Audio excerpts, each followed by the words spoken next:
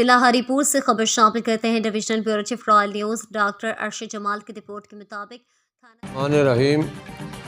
میں قاضی گل الرحمان جمعیت علماء اسلام نظریاتی پاکستان صوبائی امیر KPK، خطیب جامع مسجد مدنی ہری پور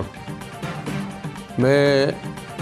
اس سے پہلے جو تعزیتی پروگرام ہوا ہے وہ تعزیتی پروگرام بھی مولانا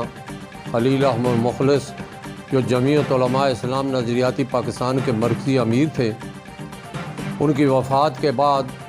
وہ سیٹ خالی ہو گئی تو شورا نے بیٹھ کر صوابی کے اندر یہ فیصلہ کر دیا پورے پاکستان چاروں صوبوں سے آئے ہوئے حضرات نے کہ مولانا خلیل احمد مخلص کی سیٹ پر ان کے بعد سینئر نائب امیر عبدالقادر لونی تھے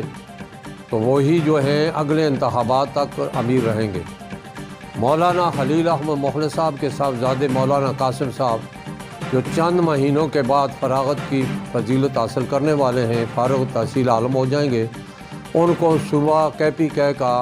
نائب امیر بنایا گیا ہے اور میں انہوں نے سارے شورے نے مجھے اختیار دیا ہے کہ میں بحیثیت صوبائی امیر ہونے کے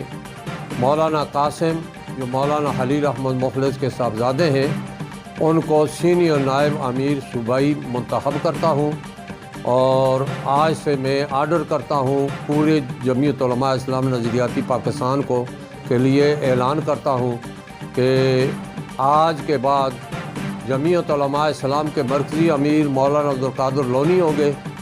اور صوبائی سینئر نائب امیر مولانا خلیل احمد مخلص کے صاحبزادے مولانا قاسم ہوں گے۔ بہت بہت شکریہ۔